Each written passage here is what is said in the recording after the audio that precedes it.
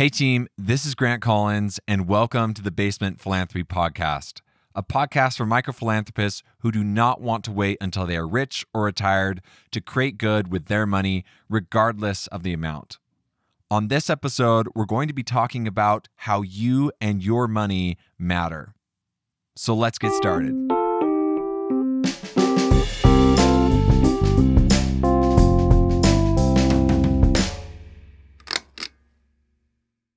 One of my first interactions with micro-philanthropy happened when I was about 18 years old. At this time, I was serving a mission for my church in Oklahoma, and we were on the north side of the city. And on this particular night, we were out with a member of the congregation doing visits, like we often did, to members of our church and people who were not members of our church. And while we were out and about in the neighborhood, it was a warm summer evening, and so we stopped at a gas station to get some gas and some light refreshments. And I can't quite remember if it was while we were walking out of the gas station convenience store or when we were actually in the car, but the particular member of the church that we were with, I'll refer to him as Jim in this story, he disappeared. And so I obviously was curious about where this person who I had just been walking with disappeared to. So I'm looking around, and as I am turning around, I see Jim and this person who was in the gas station spot right behind us.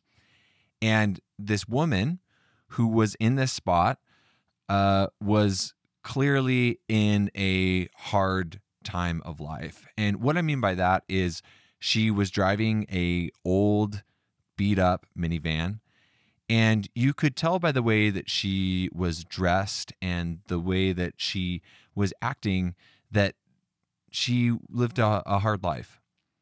And Jim had obviously noticed this well before I had.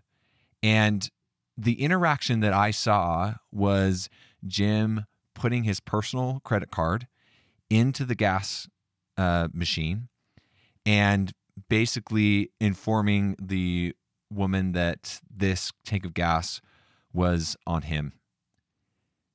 And I watched as the woman, obviously very, very grateful for this gift out of nowhere, thanked Jim, and Jim walked back to the car, got in, and we were back on our way. Now, I have no idea if this was a regular practice for Jim, and I don't even remember if we talked about it after he got in the car. But what I do remember is the fire that started in me. And the reason why it was so impactful was because I had always dreamed about getting involved with philanthropy, but that dream had always been so high in the sky, meaning I thought that I was going to be involved with this big philanthropy project that had thousands of dollars involved with it and hours of planning and in some remote country. And Jim had demonstrated how easy and reachable philanthropy was. Maybe $50 of gas on his personal credit card with somebody that he saw that was in need.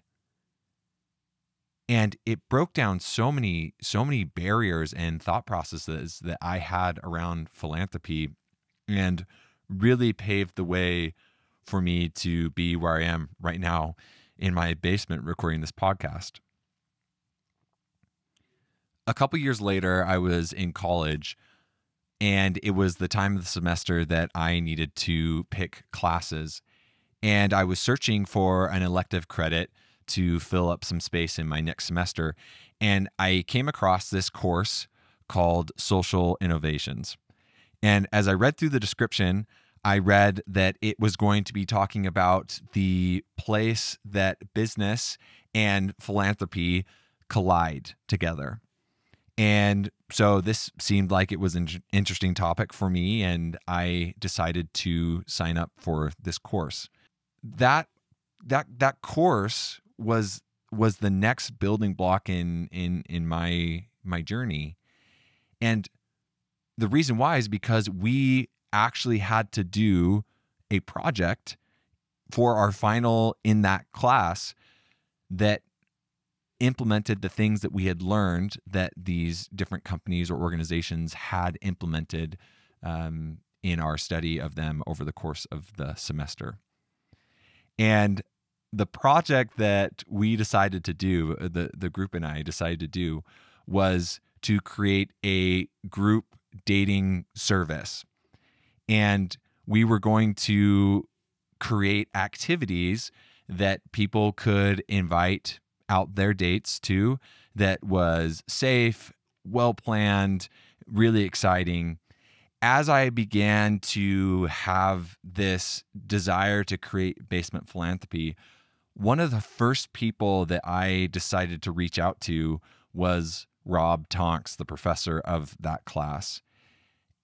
And the biggest reason that I wanted to reach out to him was because of how passionate and knowledgeable he was about the subject that I was so interested in. I had done a couple projects outside of the one that I just walked you through, this group dating project. And he had always been such a good resource for me to be able to take these ideas and bring them into something that was bigger and more thought out than they had started. So I contacted Rob and walked him through this idea that I had for Basement Philanthropy.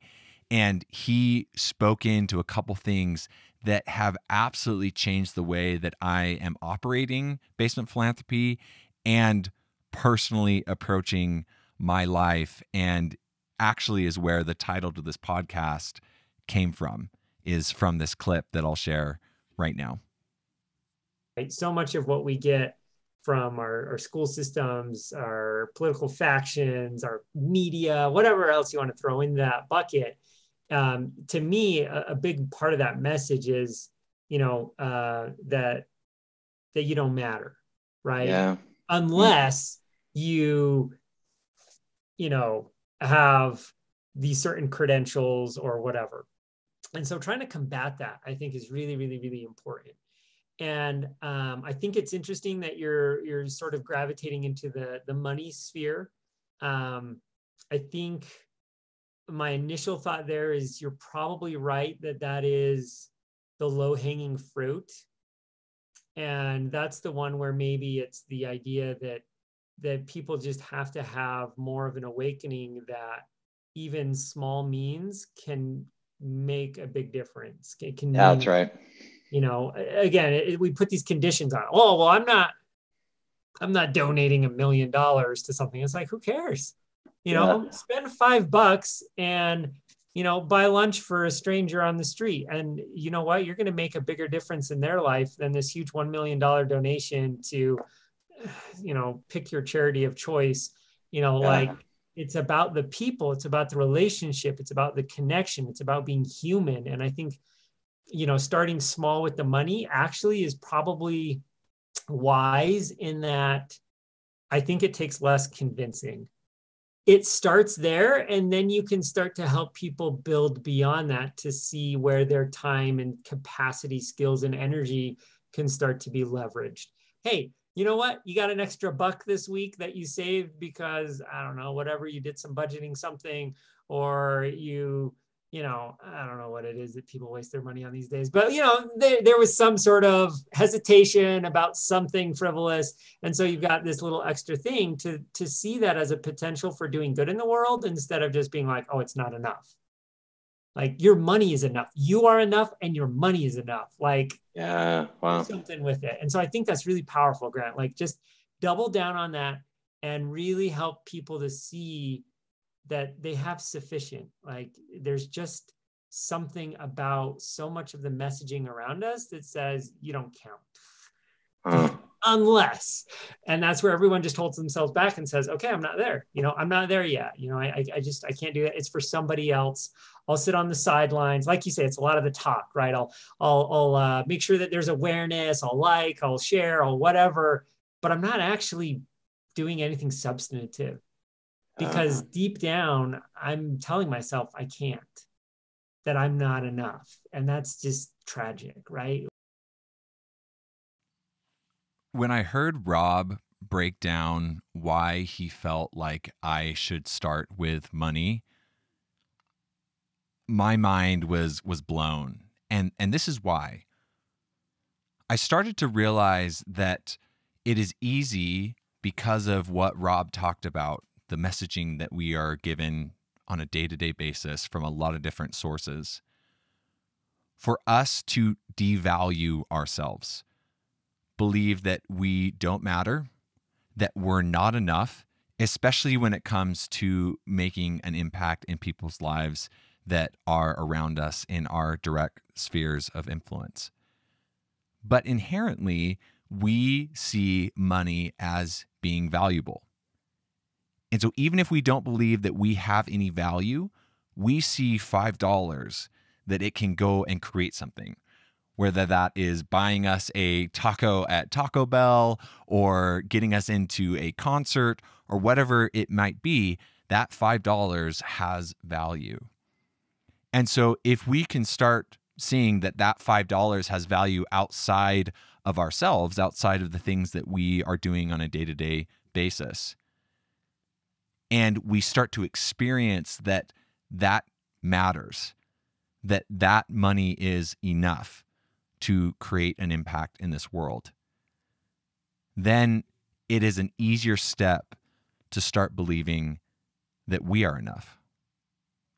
That you and I are the way and the means that this money is coming into contact with whatever we want to get involved with. And that without us, that creation or that impact would have never happened. And so I walked away from that experience and hearing Rob say, no, you are enough. Your money is enough. And I was so inspired. But I don't think that I had really internalized the concept until probably a day or so later.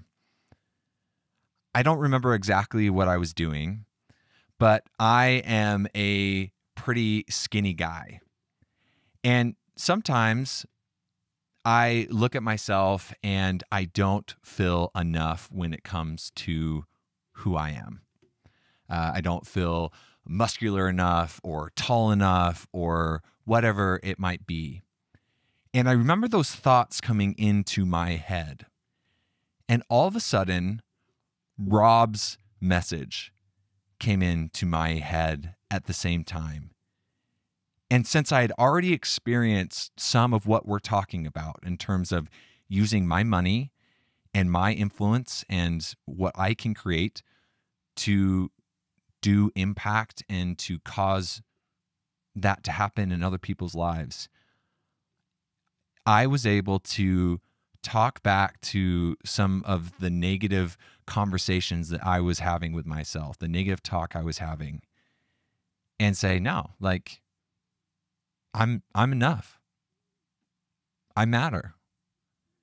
And it doesn't matter if I am not 6 foot or not, whatever the weight is. I am enough. And it was in that moment that I experienced that transformation in myself, that I started to see why philanthropy and creating good with money is so important and something that I want to invest the rest of my life in helping people do and create, because it just doesn't impact whatever cause you're involved with. It impacts the individual. It impacts me, and it can impact you if you decide to get involved with creating good with the money in your pocket. If you're not watching the video podcast, I would invite you to watch it, because what I have to say next is going to be more powerful if you're looking at me. You and your money are enough. You can create good with $2. And it's not the $2 that has value, it's you. And if you don't believe me, go and use that $2 to create good, and then come back and talk to me. Because I believe that you will have the same experience that I have had as I've started to get involved with this. I am so committed to that idea. And there are so many people out there that can benefit from it. And one of those people is you. Well, team, that's a wrap for me. Let's go create good with the money in our pockets together. Talk soon.